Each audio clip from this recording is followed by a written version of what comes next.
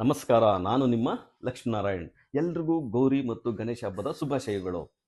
ನಿನ್ನೆ ರಾತ್ರಿ ಅಮೆರಿಕದ ಡೌ ಜಾನ್ 350 ಪಾಯಿಂಟ್ ಡೌನ್ ಆಗಿದೆ. ಇನ್ನು ಇವತ್ತು ಬೆಳಿಗ್ಗೆ ಏಷ್ಯನ್ ಮಾರ್ಕೆಟ್ಸು ವೀಕ್ ಆಗಿ ಟ್ರೇಡ್ ಆಗ್ತಾ ಇದೆ. ಅದರಲ್ಲೂ ಜಪಾನ್ ಮಾರ್ಕೆಟ್ 1% ಡೌನ್ ಆಗಿದೆ.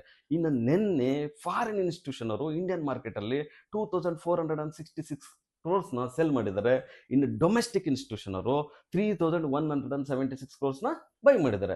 ಇವತ್ತು ಬೆಳಿಗ್ಗೆ ಗಿಫ್ಟ್ ನಿಫ್ಟಿ ನೋಡೋದಾದ್ರೆ 24,920 ಟ್ರೇಡ್ ಆಗ್ತಾ ಇದೆ. ಇನ್ನು ನಿನ್ನೆ ನಿಫ್ಟಿ ಬಂದ್ಬಿಟ್ಟು 24,967 ಅಲ್ಲಿ ಕ್ಲೋಸ್ ಆಗಿದೆ. ಇವತ್ತು ಅದು ವೀಕ್ ಆಗಿ ಓಪನ್ ಆಗುವ ಸಾಧ್ಯತೆ ಹೆಚ್ಚಾಗಿದೆ. ಇನ್ನು ಎಬೋ 25,000 ಏನಾದರೂ ಟ್ರೇಡ್ ಆದರೆ ನಿಫ್ಟಿ ಬೈಯಿಂಗ್ ಝೋನ್ ಆಗಿರುತ್ತೆ. 25,140 ರೆಸಿಸ್ಟೆನ್ಸ್ ಆಗಿರುತ್ತೆ. ಇನ್ನು ಸಪೋರ್ಟ್ ಬಂದ್ಬಿಟ್ಟು 24,860 ಆಗಿರುತ್ತೆ.